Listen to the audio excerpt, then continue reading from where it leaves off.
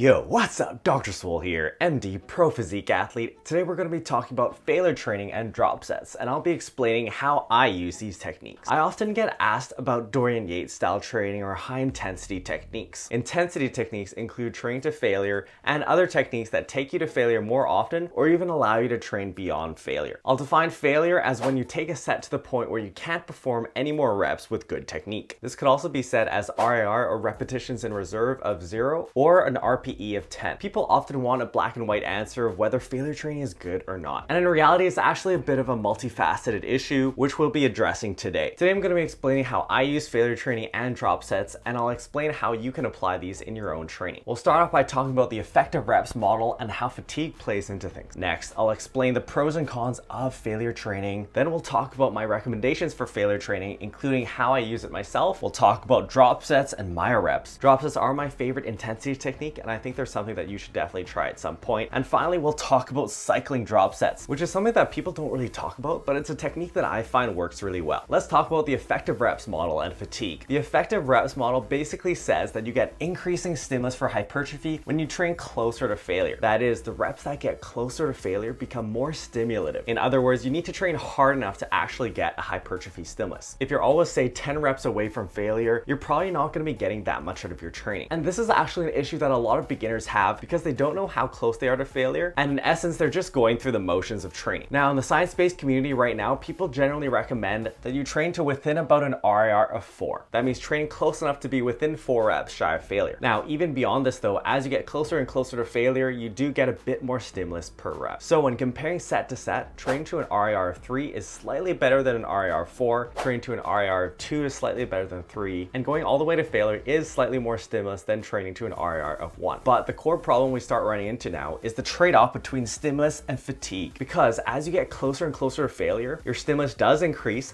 but the amount of fatigue you incur goes up exponentially. So even though training to failure might give you a little bit more stimulus than leaving 1 rep in the tank, you also get a disproportionate amount of fatigue from that set. Keep this in mind because fatigue is going to cause us some problems that we'll talk about in the cons section. Let's talk about the pros and cons of failure training for hypertrophy. Starting with the pros. First of all, when you go all the way to failure, you get a high stimulus per set. As we said, using the effective reps model, as you get close to failure, you get higher and higher stimulus per rep. So if you're going to a workout and you are only going to do 1 set for that muscle group, it actually does make sense to take that set to failure because you want to get the most out of that 1 set. When you start doing more sets or multiple workouts throughout the week, things start to get a little bit more complicated though. Next, when you train to failure, you're getting the most out of every set, so this can be very time efficient. If you're really short on time and you're only able to make it to the gym once or twice per week, it does make sense to train to failure. This also applies to really time-starved scenarios where you might only be doing a few sets for each muscle group across the week. Next, train to failure can be useful because it provides a hard endpoint and it's easy to judge your RIR. The concept of repetitions in reserve or RPE is really useful for us as bodybuilders for auto-regulation. This becomes more and more important as you get more advanced, and I consider it one of the core skill sets in bodybuilding. But if you don't have this skill set yet and you do have difficulty judging your RIR accurately, having some component of failure training in your regimen consistently can help you to judge your RIR, and it can provide a check to where you're at. For example, if you regularly aim for an RIR of about 1 or 2 and you take the last set of your training session or even a couple of sets across the month and take them to failure, this can provide a check to where you're at the rest of the time. So say for the majority of the workout, you're doing 100 pounds for 10 reps, and on the last set, you are able to do 12 reps of 100 pounds, but you go to failure, then you know for those other sets, you were around RIR of 2. This isn't an exact measure, but it does give you some approximation. Finally, some people just respond better to failure training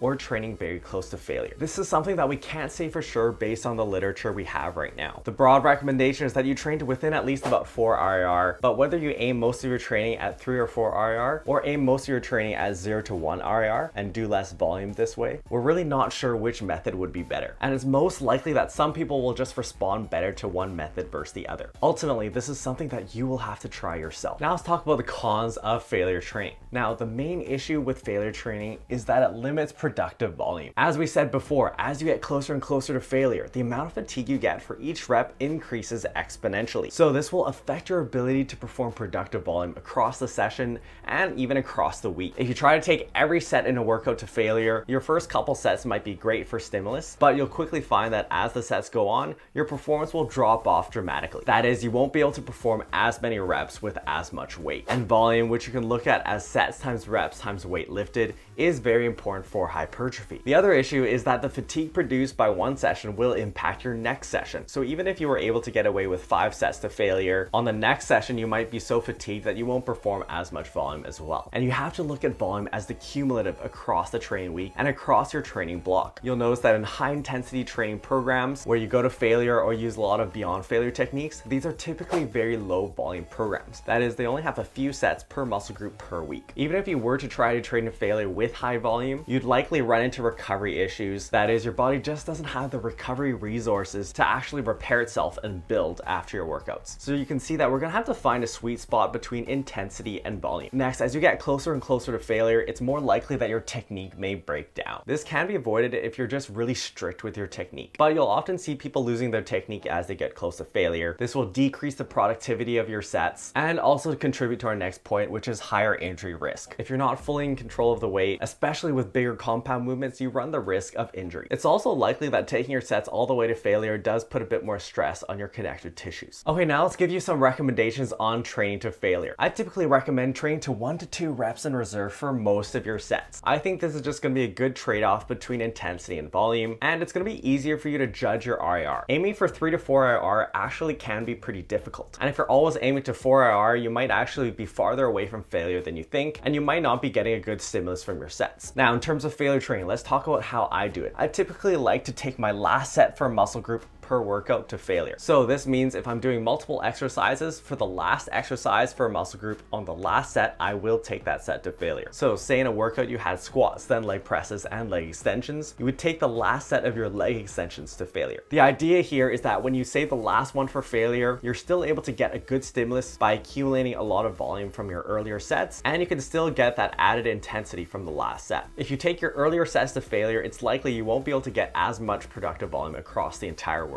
So I basically go to failure once per workout for each muscle group, and I will personally do this going to failure 2 workouts per week. You'll notice that I actually train with high frequency, so a lot of my muscle groups are being trained 4 times per week. So I'm not necessarily going to failure on every workout, just twice per week. Now, I want to emphasize here that there's a spectrum to how you might implement this. I would categorize my own training style as relatively high intensity, but you may not need to go to failure as often as I do. Even using this technique once per week could work out well. A lot of this depends on how much time you have in the gym. I train 4 times per week, but if I had time to train 5 or 6 days per week, I might do a little bit less failure training and more sets. The thing is, I think a lot of people just don't have enough time to actually train 5 or 6 days per week. So having some element of intensity training will make your training more efficient from a time perspective. Now, in terms of minimums, I do recommend that you train to failure at least once per mesocycle for each muscle group. So say you train for 6 weeks hard and then take 1 deload week, I'd recommend training to failure at least in the last week of that mesocycle. This is because you will get some benefits to failure training that we talked about earlier in terms of judging your RIR. And I do think it's useful for most people to train to failure regularly. This allows you to give you that check to make sure that you're training hard enough. Finally, I would not recommend training to failure on big compound movements like the squat, bench, and deadlift. This is just going to be dangerous for you, and the benefit is not worth the risk. Okay, let's talk about metabolite training. So metabolite training aims to produce metabolic stress, which is one of our main 3 pathways for hypertrophy. As you've heard me talk about before, there are 3 main mechanisms for hypertrophy: mechanical tension, metabolic stress, and muscle damage. Out of these 3, mechanical tension is the main driver. You mainly get mechanical tension by lifting heavy enough for enough reps. Notice that you do get some metabolic stress from mechanical tension. That is, even when you perform sets in a moderate rep range like 6 to 12 reps, you do get some metabolic stress from that. But you can emphasize metabolic stress through certain techniques like training with high reps, drop sets, myo-reps, and blood flow restriction training. Metabolic stress is basically the result of hard training where you accumulate certain metabolites in your blood like lactate. And these techniques will emphasize this pathway. You will get more metabolic stress when you train with high reps, like greater than 15 or 20 reps, when you use drop sets. And drop sets are basically where you strip off some weight and continue doing sets beyond that. Myo-reps or rest pause sets, where you take small pauses and continue doing small sets. And blood flow restriction training, where you restrict your venous blood return. You can achieve these is using blood flow restriction bands, and you basically force those metabolites to pool in your blood. Notice that we're not cutting off arterial blood flow here, so you should not be getting tingly in your limbs or having them discolor like turning blue when doing BFR. Now, out of these metabolite techniques, drop sets and myo-reps are my favorite, and let's talk about how I'd recommend you use them. Myo-reps or rest pause sets are basically where you do a main activation set followed by mini sets of 3 to 5 reps. This can be applied standalone, as in one main set followed by your mini sets, or you can just apply this to the last set of your workout. You will be taking 5 to 10 seconds of rest between. So for example, say you want to use this on the last set of your bicep training for the workout, you would do your last set and then take about 10 seconds of rest. I like to count down from 10 and then continue doing mini sets of 3 to 5 reps with 10 seconds in between. This capitalizes on the effective reps model. As we said, those reps that are close to failure are the most stimulative of hypertrophy. So by using rest pause sets, we're just taking a very short break, but when we jump into our mini sets, we're already close to failure. So we're really just trying to reap those high stimulus reps that are close to failure. Training this way has been shown in the research to be an effective way of getting hypertrophy, and it can be a way to save time. This technique can also be convenient because you don't need to change the weight. You're just using the same amount of weight, just doing some mini sets additionally. Now let's talk about drop sets. Drop sets are very similar to myo-reps, except you drop the weight in between those sets. And these are my favorite intensity technique. I'll basically use these on the sets after I go to failure. So after going to failure, I will reduce the weight by 25 to 50%, and then I'll do another 6 to 20 reps. Notice that these are just approximate targets. You can vary these numbers, but you're taking minimal rest in between, just enough to change the weight. After that, you can repeat this for as many drop sets as you feel necessary. I really like drop sets because they target that metabolic stress pathway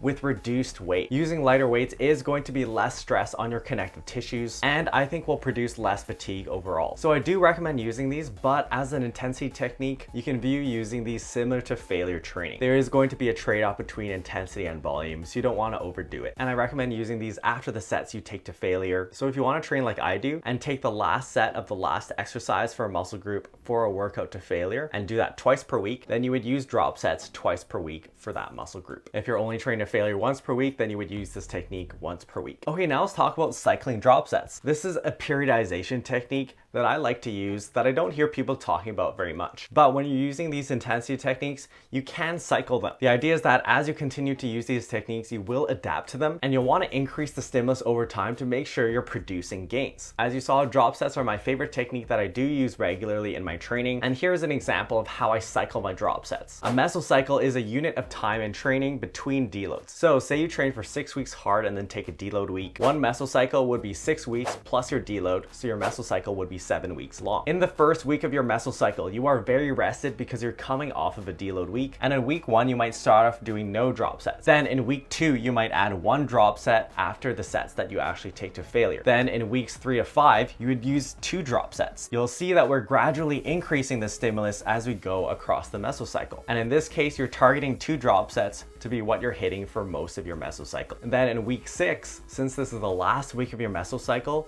you'll push it up to 3 drop sets. You can typically afford to train extra hard in the last week of your mesocycle because you know you're going to have a deload week coming after that in week 7. You can squeeze out that last bit of stimulus and still get a lot of fatigue, but you'll know that that fatigue will wash out during your deload week. Notice that the exact numbers here can vary depending on your mesocycle and your own training needs. So if you like training with high intensity and even more drop sets, then you could do that, and your cycling would just look more aggressive. Now that you heard my thoughts on failure training and drop sets, let me know if you use these techniques in the comments below. If you want to learn more about the different intensity techniques that you can try using for hypertrophy, check out this video where I explain 7 different techniques that can make your training more intense, which will be useful if you're really short on time. Make sure you subscribe to the channel, and we'll see you next time.